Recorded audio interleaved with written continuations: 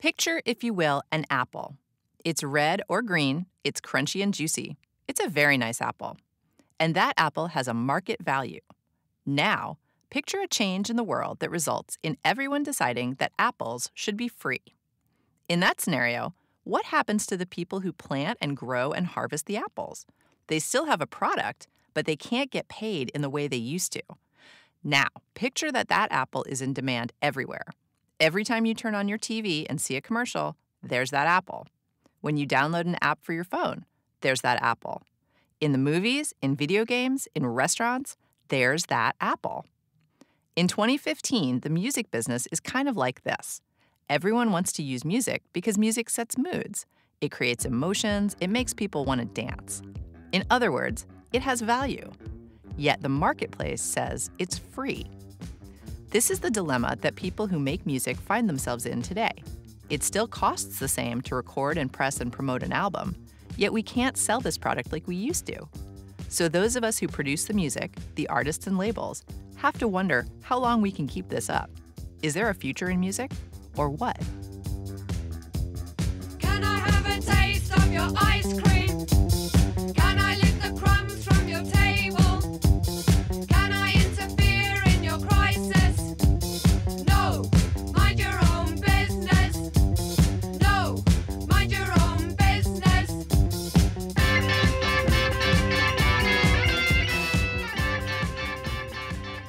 Welcome to The Future of What, the show about the music industry. I'm Portia Sabin. Thanks for joining me. On today's episode, we're looking at how music went from being an object you bought in a record store to being a tiny digital file you downloaded for free on the internet. This wasn't just a physical change. It was a behavioral, psychological, and even, some claim, a spiritual change. We'll look into that more later in the show when we talk to Stephen Witt, the author of the upcoming book, How Music Got Free.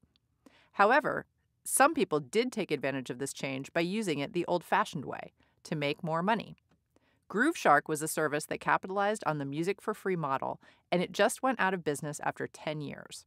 To discuss this with us is Jim Mahoney, the U.S. General Manager of Merlin. Jim, welcome to The Future of What? Thank you, Portia. How are you? I am great. Glad to hear you. Nice to hear you as well. So, to begin with, Merlin is the global digital rights agency for the independent label sector. Can you explain what that actually means for the people who think that just sounded like a lot of words?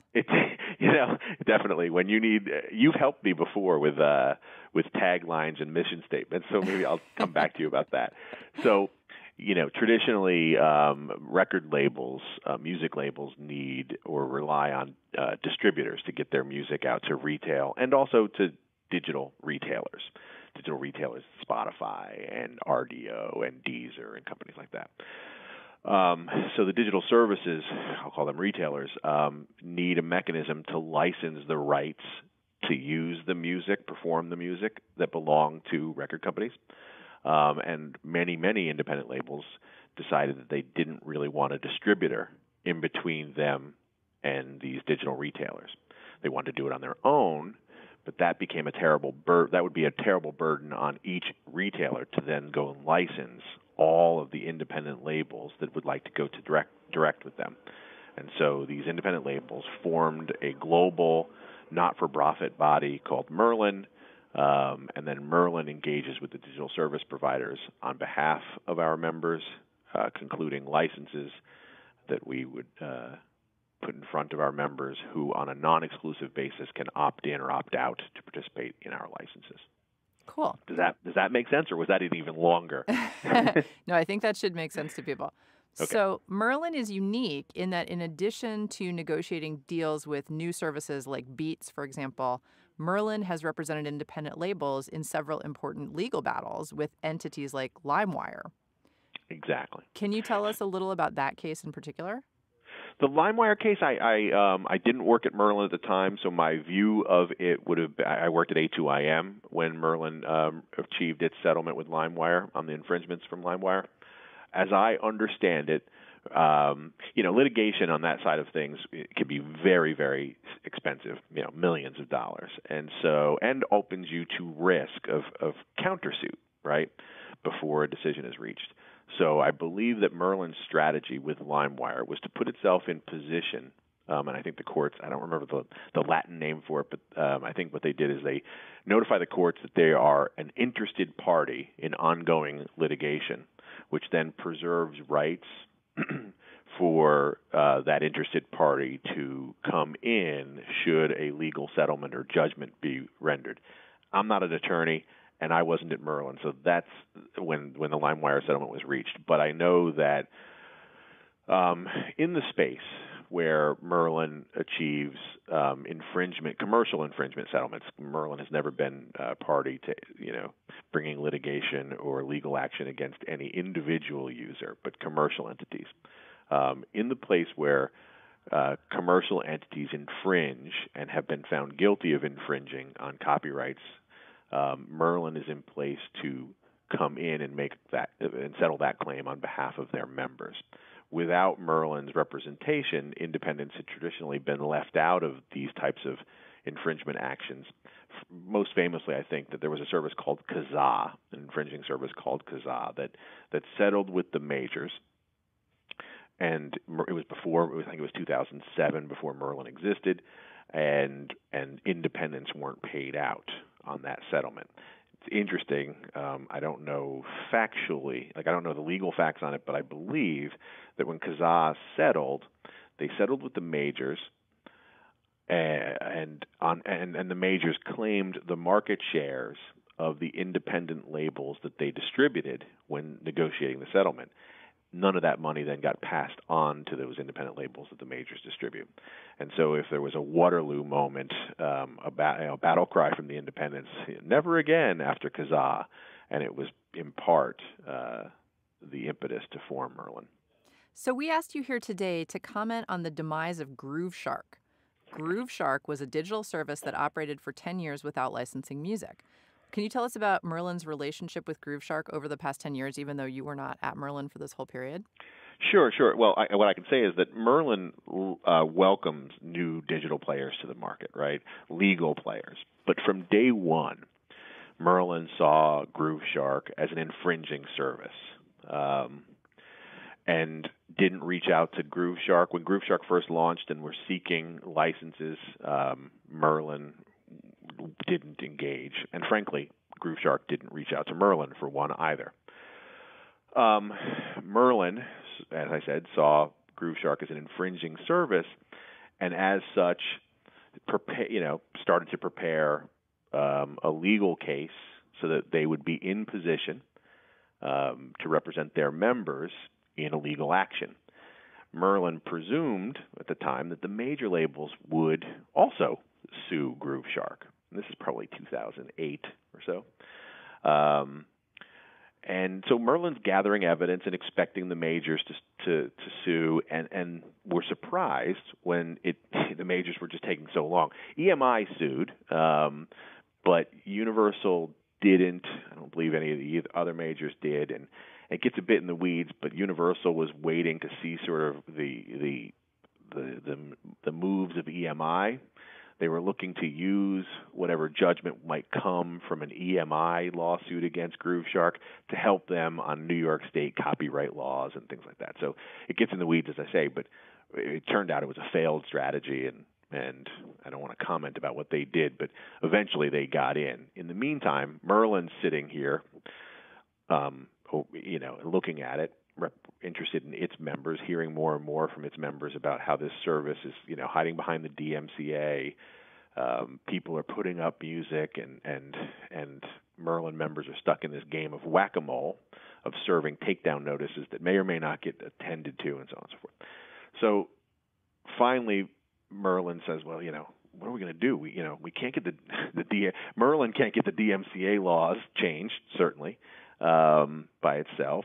Merlin was in its founding days in 2008, 2009, and didn't have the bank machine to unilaterally sue and put Grooveshark out of business.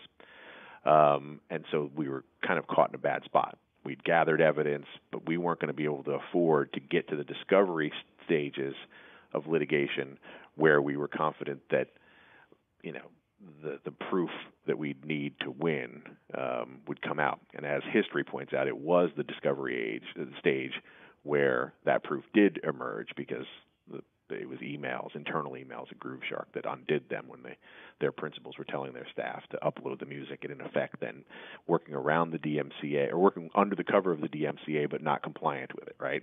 Their staff were the users. Anyway, so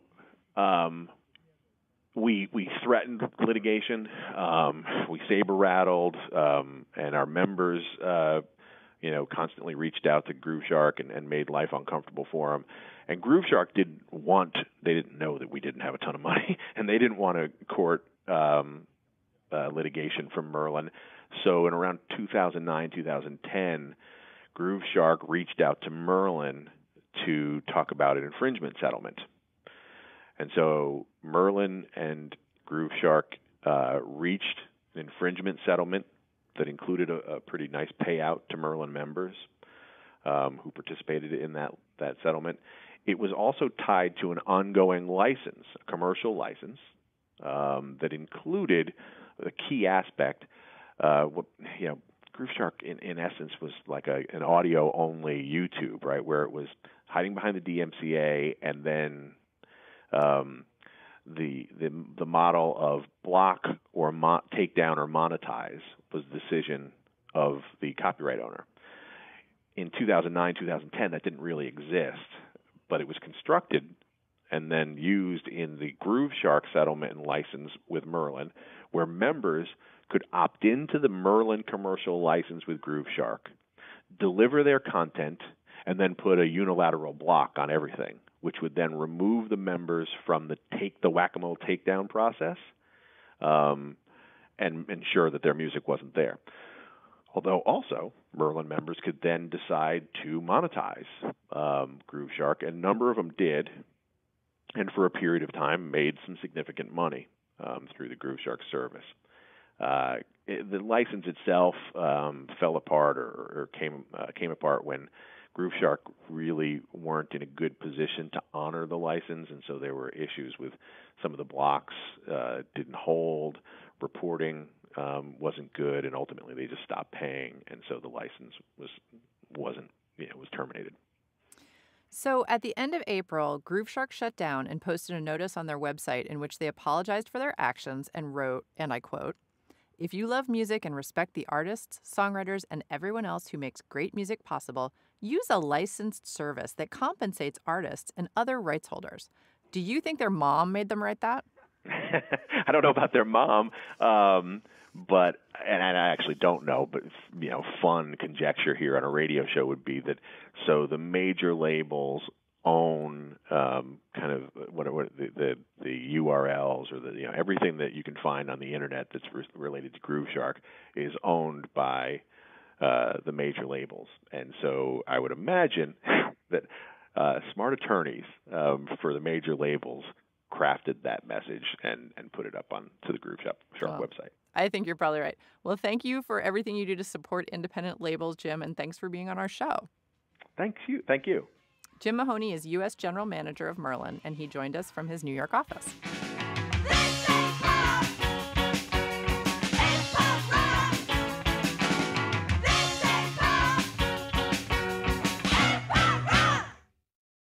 Stephen Witt is the author of the forthcoming book, How Music Got Free. Stephen, welcome to The Future of What? Thank you. I'm glad to be here. So you wrote an article for The New Yorker that is the world's most depressing, incredible spy story. I think that's right.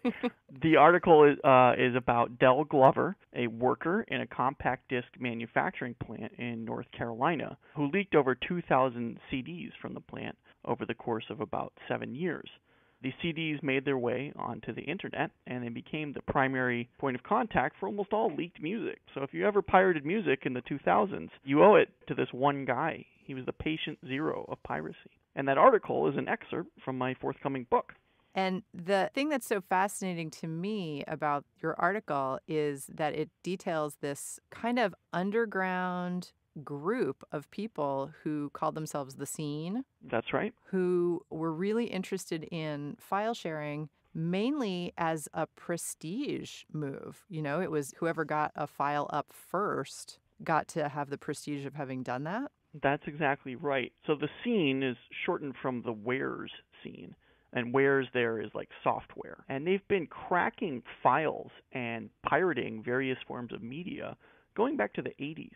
But it really was an underground subculture, probably no more than 1,000 or 2,000 people doing this at any given time. Mostly guys in the age range of, let's say, 14 or 15 to about 25.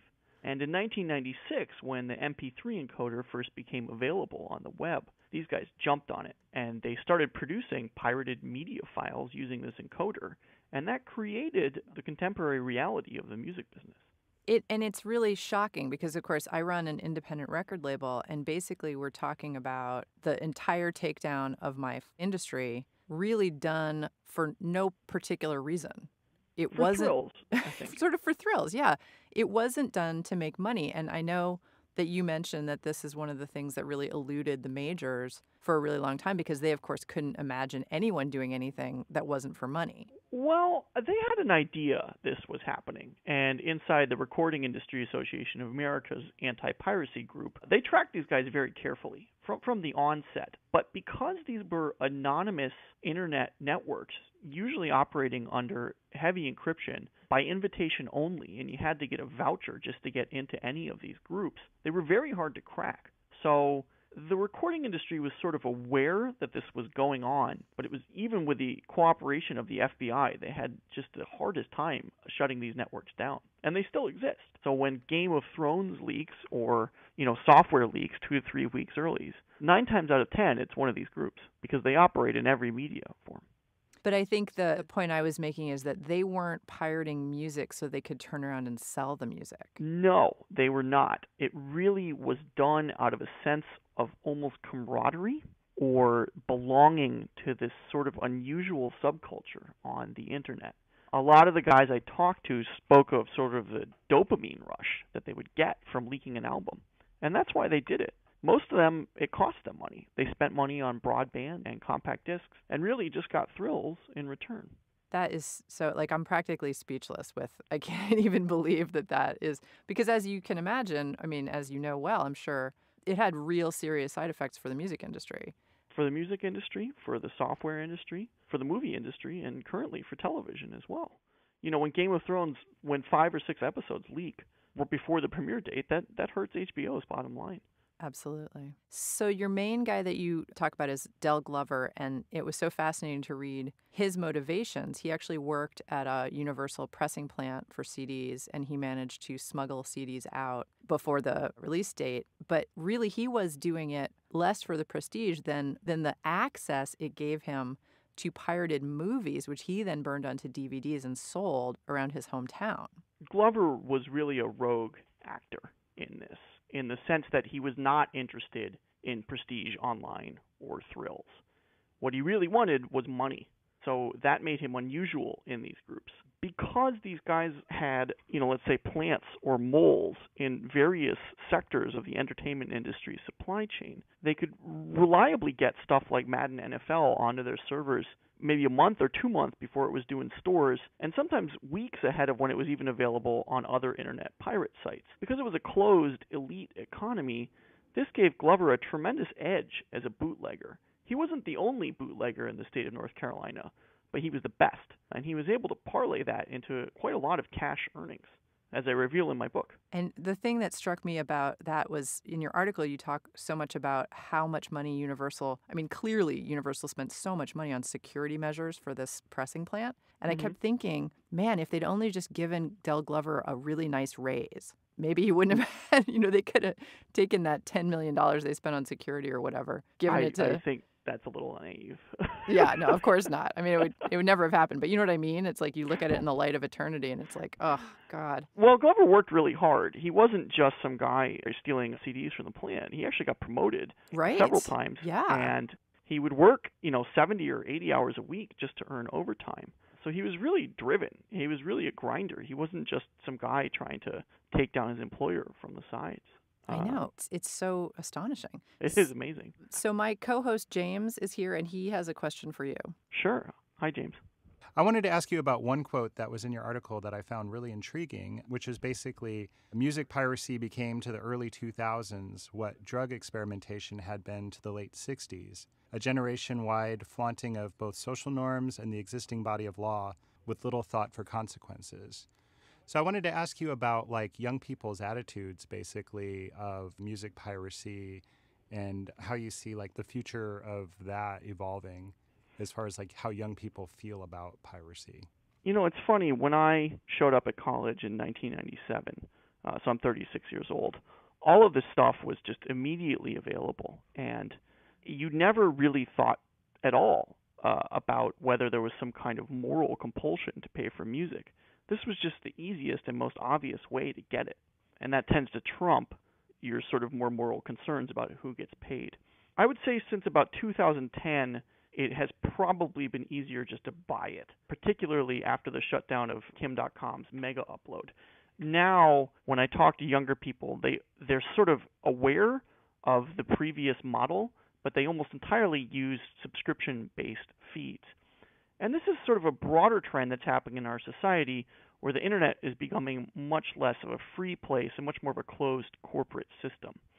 Now, maybe that has to happen for creators to get paid, but there's drawbacks too. And I think the younger people that I know more or less accept it without asking too many questions. I would say that there's sort of an existential aspect to what you write about in that particular moment in history, because towards the end of the article, you mentioned how after these guys in the scene had been doing this for about 10 years, they started to get bored with it. Yeah. And they started to kind of grow out of it and be sort of ready to move on. And, you know, you read that and you just think, wow, these guys, they tanked the music and film and other industries for no reason, just because they did it. Just because it was interesting to them at the time. Because it was interesting to them at the time. They were kids. I talked to, after the article came out, another guy, the former leader of the group, contacted me. He's now a very successful tech consultant and entrepreneur. He never went to college. He attributes his success in society entirely to the technical skills, and more importantly, like the organizational management stuff that he learned when he was running this piracy group when he was 15 years old. So in some ways, you have to remember the internet in 1995 or 1996 was so freeform.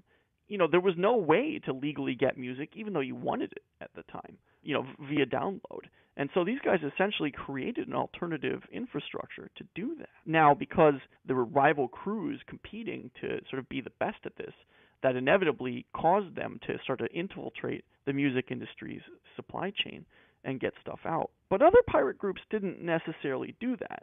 So if you look at groups like the Pirate Bay or some of the torrent sites, they tended to go for the media, but only once it was available. They weren't putting plants inside factories in the way that a group like RNS was.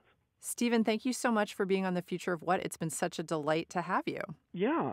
Can I just plug my book? Absolutely. Okay, so the name of my book is How Music Got Free. It's available June 16th. You can pre-order it now from the retailers of your choice. It tells this story. It also tells the story of the development of the MP3, and it tells the story of the history of rap music as seen through the perspective of the corporate label executives who were sort of putting together what we currently think of as a contemporary pop music landscape. And through those three stories, really, that's the whole thing. It's the story of how we all got online, and it's the story of how the music on your hard drive got there. So it's available June 16th, and the name is How Music Got Free. Stephen Witt, thank you so much. Thank you so much. Ari Herstand is a musician and blogger who you can find at aristake.com.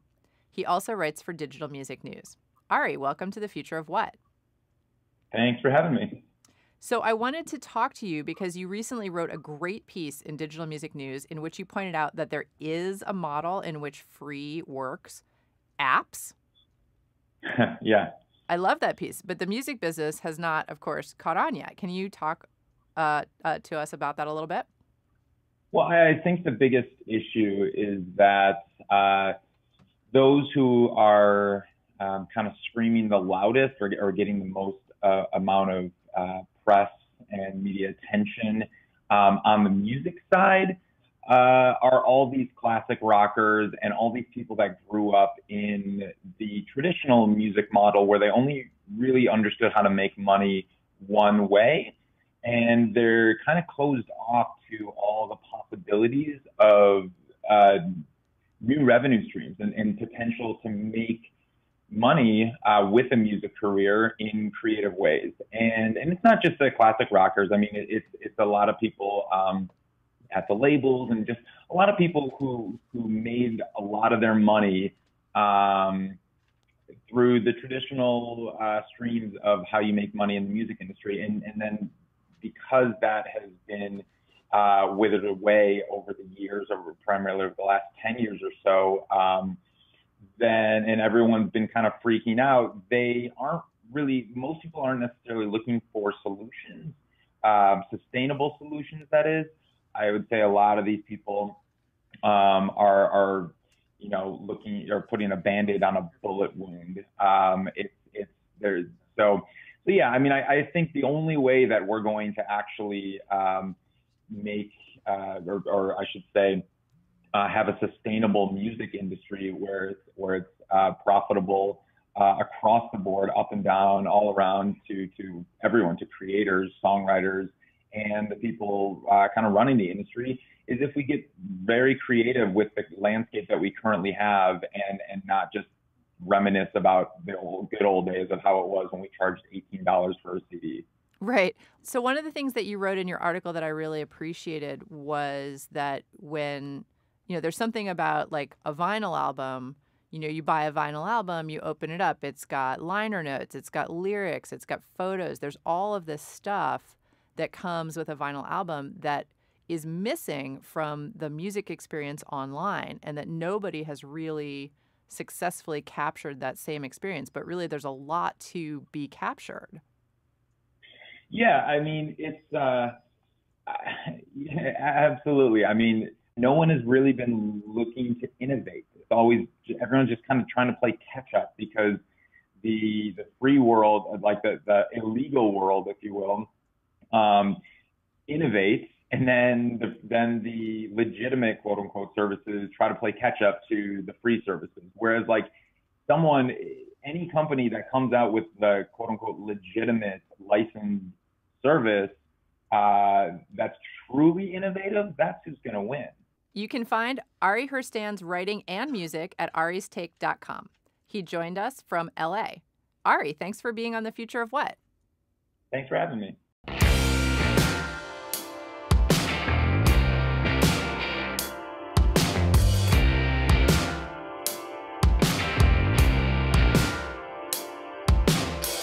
I saw you glisten on the glowing ceiling screen, and asked the nice man who takes good care of me to please. I'm Portia Sabin, and you're listening to The Future of What on X-Ray FM. Stay with us.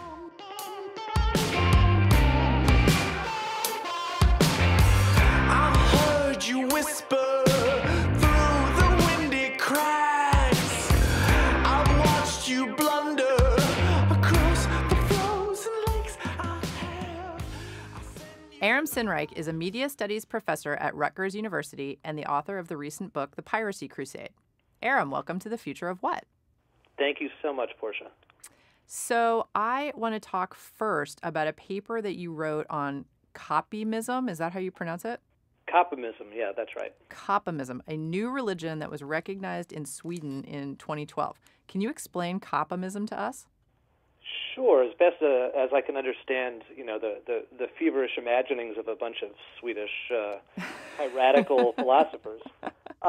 Basically, it's a new religion that, as you say, was officially recognized by Sweden as a legit religion in 2012, in which they believe that the internet is a holy instrument, and that, in fact, creating and spreading and remixing information is doing God's work, and that file sharing is an act of sacred devotion. I love it. Yeah, I love it too. It's just, I kind of came amazing. across it accidentally when I was writing my last book called The Piracy Crusade about 2 or 3 years ago, and I kind of included it at the end of the book as a way of looking forward and saying, this is moving beyond issues of law and technology, this really gets down to the very heart of what human beings care about, which is, what codes do we live by? What value systems do we belong to? But I kind of, threw it in a clever aside and left it at that. But it was a story that kind of kept gnawing at me when I was done with the book. So about a year later, I actually decided to go and interview a bunch of the more prominent copomists, including the technical founder of the religion, who's a very interesting young and very religious young guy from Sweden who was, at the time that he founded the religion, was a 19-year-old philosophy student at Uppsala University. But another major theologian that I interviewed was a minister in the EU Parliament, elected via the Pirate Party. So these are people who are not just pranksters and not just having a go at us. They're very thoughtful people who are deeply engaged in both questions of law and questions of morality and ethics. It's so fascinating. We just had Stephen Witt on, and I don't know if you read his article in The New Yorker. He's about to publish his first book, which is called How Music Got Free. Mm-hmm. I don't know if you read that, but it's this fascinating article where he talks about basically the people who are responsible for file sharing in the U.S. and this one man, Del Glover, who smuggled over 2,000 records out of Universal's pressing plant before the release date, and is like personally responsible for basically, the demise of the record industry in America. I've actually had that article open as a tab in Chrome for like 2 weeks. I haven't read it yet, so maybe you can give me the pressy. Well, the most interesting part about it, I mean, there are a lot of interesting parts, but basically these file sharers were a highly organized technological group who called themselves the Scene, Mm-hmm. and they did file sharing entirely to gain cred amongst their peers. So, amongst their peers of information liberators, or however they self-styled? Yes. So what would happen is they wanted to be the first to put a new album up online before the release date. And that was entirely, it was like for the thrill. And Stephen was saying that he talked to these guys and they were saying basically they did it for a dopamine rush. Yeah, well, I think that makes a lot of sense. I mean, I've spent a fair amount of time in my own research interviewing both music people and tech people, and I think this is the perfect intersection of these two strains of geekery.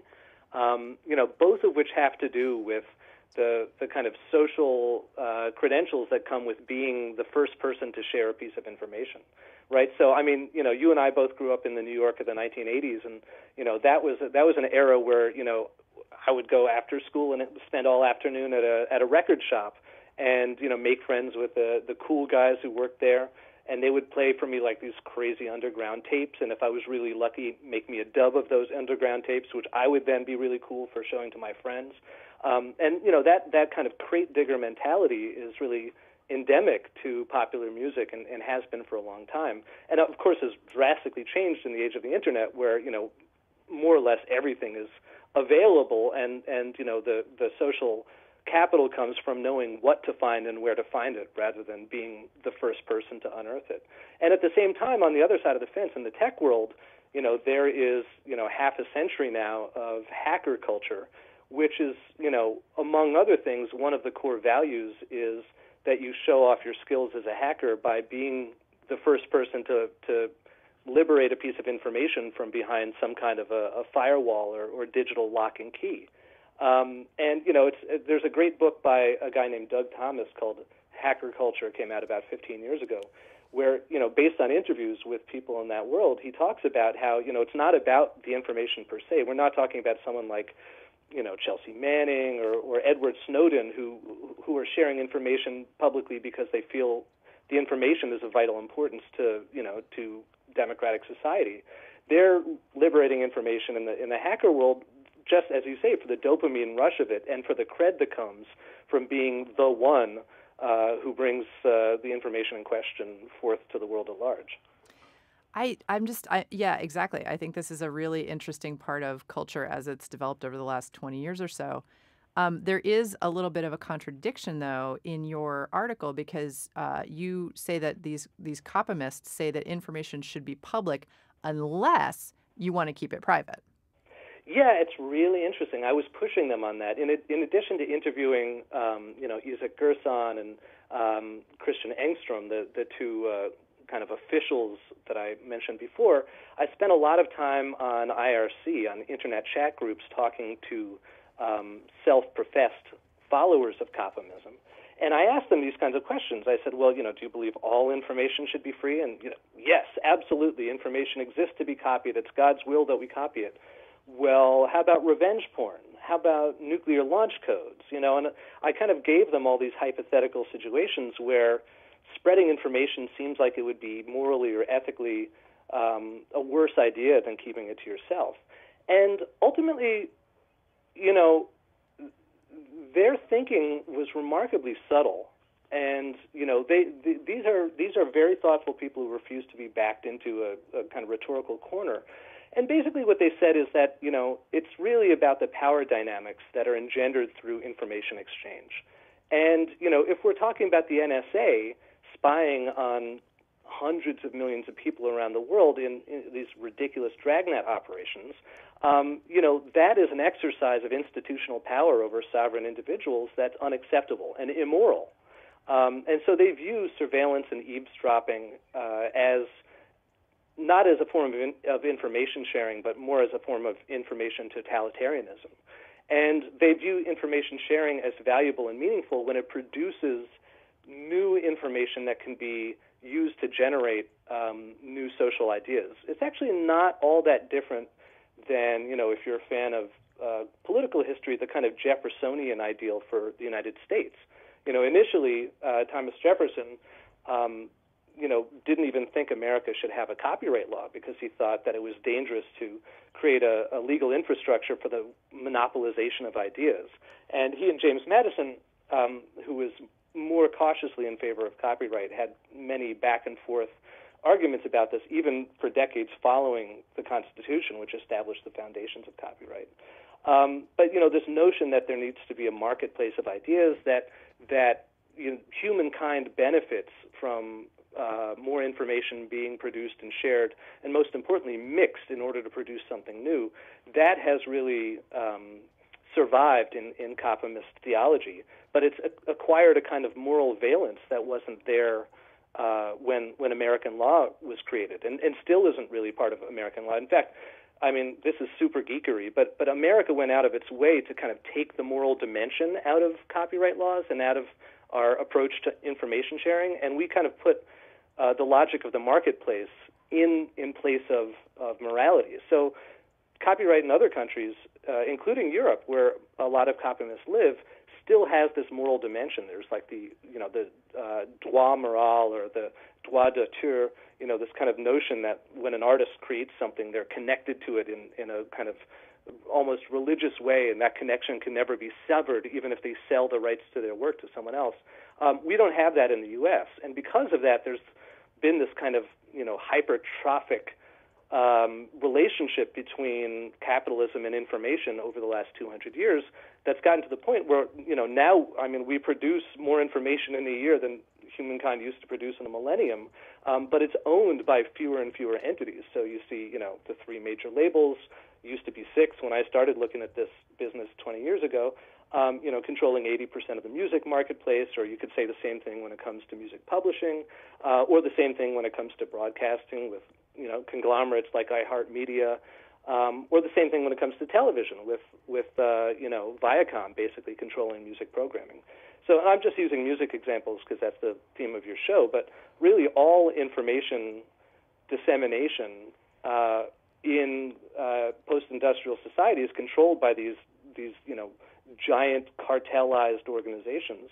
And that kind of imbalance of power over the flow of information, and therefore over the social uses of the information, I think is, to Coppimists, that is inherently immoral, because people will never have the ability to operate independently and communally under those conditions. I think I got that from what you wrote, is that there's sort of a corporatist bias here where you feel like, where Coppimists might feel like, well, Universal is this huge conglomerate, and for us to share files is fine because it's coming from this, giant monolithic corporate source. But my question would be, how would the copymists feel about musicians who didn't, for example, want their music to be leaked before the release date? Mm-hmm. No, that's a great question, and that was not one of the hypotheticals that I posed to them. So, I could only answer your question not as a practicing copymist myself, but as somebody who's talked to them. I would say that I would guess that copymists would respond by saying that some version of saying that the artist in question, was living with false consciousness, as Marx called it, that they were basically, a house slave who had, abnegated their, their sovereign rights over the world of ideas that they inhabited, in their desire to, to shack up with a corporate overlord. But again, I'm putting words into their mouths. I don't necessarily know that that's how and copymists actually, there's a diversity of viewpoints within practitioners as well. I mean, even when I talk to the founder of the religion, to Isaac Gerson, he's a guy who is able to encompass contradictions, and ultimately, because it's not a legalistic or even a rationalistic framework they're using, but rather a moralistic one, I think it really comes down to a kind of gut feeling for a lot of them. Is, does it feel right to share this kind of information? And I would guess that many copymists would say that leaking an album pre-release is all right because the relationship between the artist and the label is inherently exploitative, and therefore all they're doing is disrupting a system of exploitation. But I don't know. It's an interesting question. I'd love to actually take that question out into the field and ask them. I'd be really interested because, honestly, I'm coming from a perspective of I run an independent record label. I am very much not Universal. Universal runs a movie studio. They have production companies. They're a huge media company. Yep. They're very diversified. All I do is put out records. And very true, yeah. And Kill Rock Stars, I mean, by its very name, has kind of, staked its allegiance with the artist rather than with the corporate view of how music should be distributed. Exactly. And yet my product became digital information through no effort or desire of my own. And overnight, I was faced with a situation in which, new technology basically made my product just as free as Universal's. Yeah, I mean, look, I can't speak for the copymists in that situation, but I can say, for myself, and I've been a consultant and an analyst for a long time, and have advised many record labels, large and small, about exactly this challenge. My feeling is that moving away from the moral dimensions of it, the reality is that we now live in an era where information is plentiful and infinitely reproducible, and it's harder and harder to keep information sequestered. And music becomes a form of information when you affix it to a medium like the internet or like a CD. So for better or for worse, I mean, I'm not saying it's right or it's wrong morally, but it's really incumbent upon companies like Kill Rock Stars to explore business models that presuppose that the music can be leaked and shared without your knowledge or consent or remuneration. Well, absolutely. And also, we basically have a PR problem, as you're saying, and then also people aren't really aware that there's a difference between majors and independents. So that is true. We just got caught up in it. That act more like majors of than course. like indies. Nowadays, right? especially, yeah. Right. Yeah. I mean, that's how you make your bones now. Is that like if you're a major recording artist, you get your own imprint at the label, and that pays you a lot better than actually recording does, right? It does. Adam Levine, we're talking to you. Yeah, exactly. Well, I mean, I think that guy's an unstoppable hit-making train. Only naked, though. Yeah. 100% naked all the time. Aram Sinreich is the author of The Piracy Crusade. Aram, thank you so much for being on The Future of What with us. It's been such a great pleasure, Portia. Thank you for having me on the show.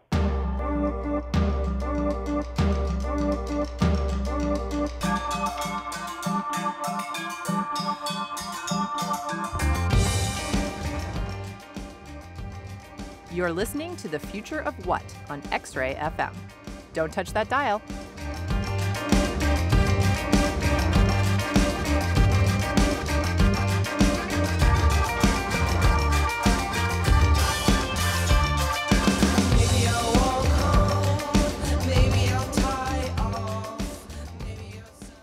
I'm here in the studio with James Reeling, my partner in crime.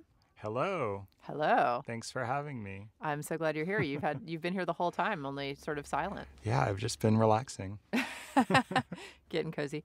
So we are talking now at the end of this hour, since we have just heard all of these awesome guests. Yes. And I wanted to see if anything stood out to you in particular that anyone said, anything really catch your ear, like, oh my God, I hadn't thought about that, or just anything that you really liked.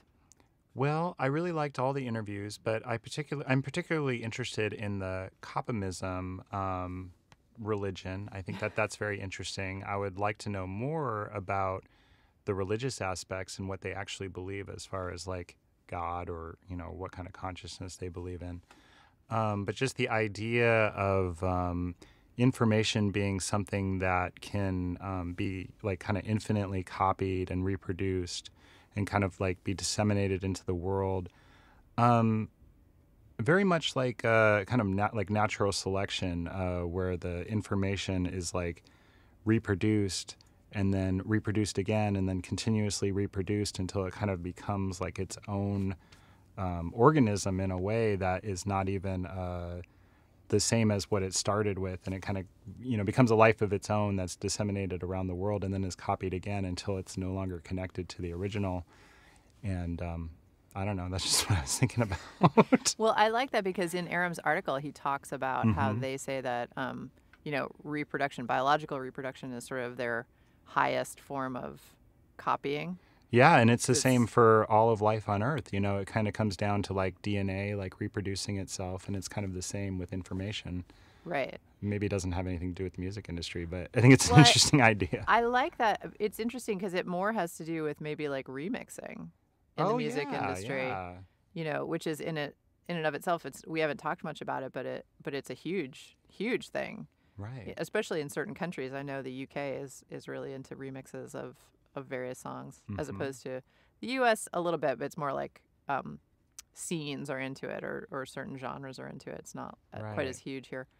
But yeah, I think that's a really interesting and cool point, and I like it because it does sort of elevate that religion. It's even Aram says in his article, it's tempting to think of those people, of those copymist people, as sort of adolescent, people who are messing with you. Right. Because it seems like, I want to download files from the internet and give them to my friends for free, and I'm going to start a religion about it. I mean, it sounds kind of fake, but yeah, on one hand, you can think of it as like kind of like this rationalization for doing something that, is ethically dubious. But on the other hand, it's like a very interesting like philosophical idea, I think, of like what is information and who owns it and how does it distribute it in the world, and kind of like going back to like The Selfish Gene by Richard Dawkins, and like the idea of like that extending into like memes like on the internet that kind of like take on a life of their own by like crashing these different ideas together to create something new. And it's interesting to think about like where that will go in the future with technology, and even with like artificial intelligence, kind of like another form of that, where it kind of takes a life of its own and eventually will take over and make us all slaves. So look forward to that, people, in case you didn't have enough to worry about.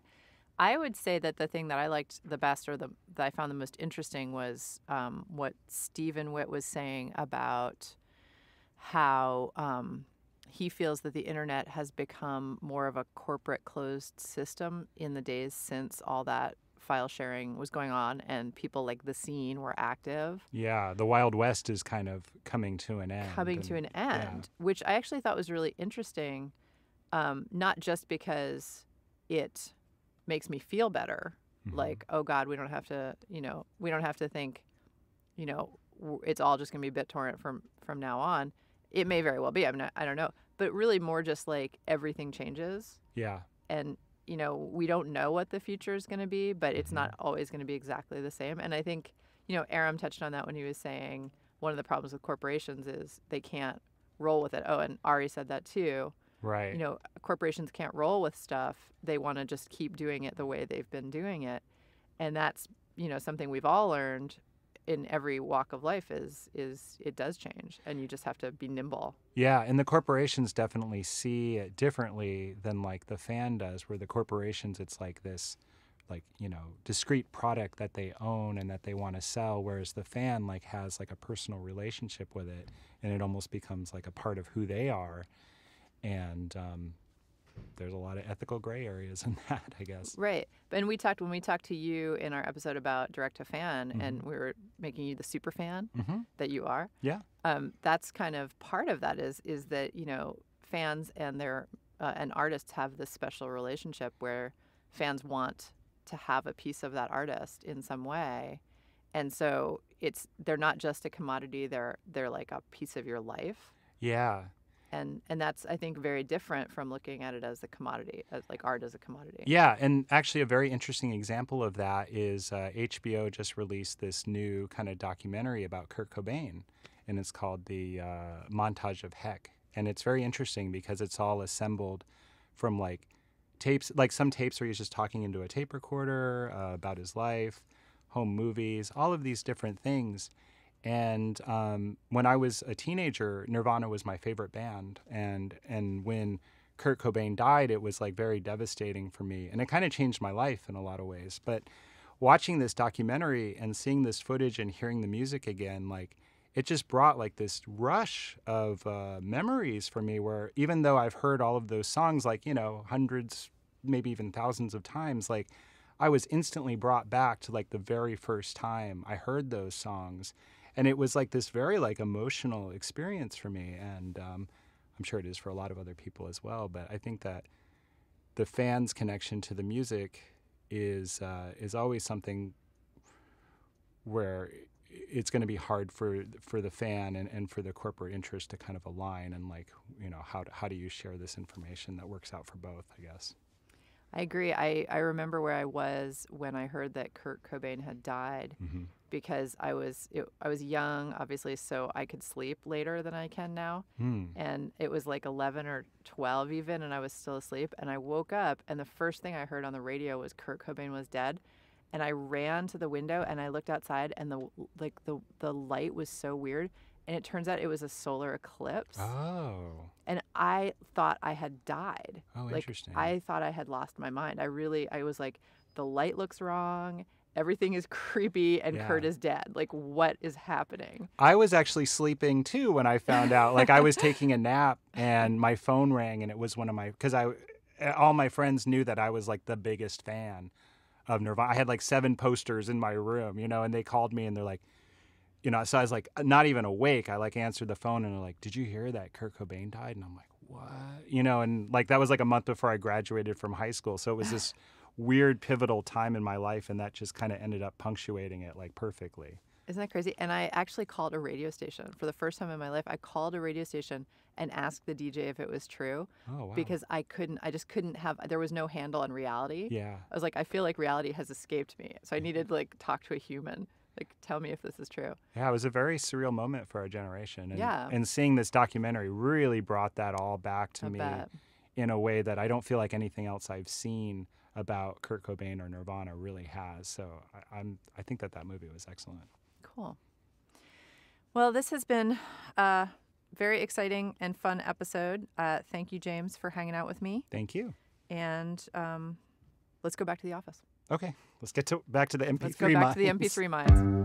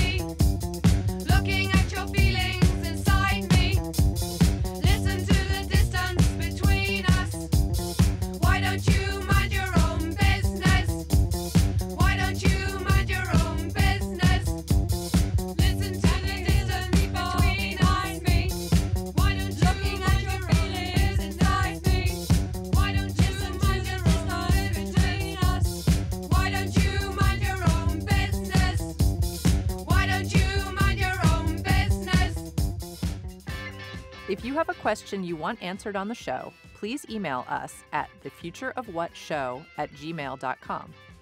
Our episodes are archived at killrockstars.com/thefutureofwhat, and you can subscribe to our podcast on iTunes. Our program was engineered by Reed Harvey and is produced by Will Watts and John Sepulvedo. Special thanks to Digital One Studios. I'm Portia Sabin, president of Kill Rockstars. See you next week. Have a taste of your ice cream? Can I lick the crumbs from your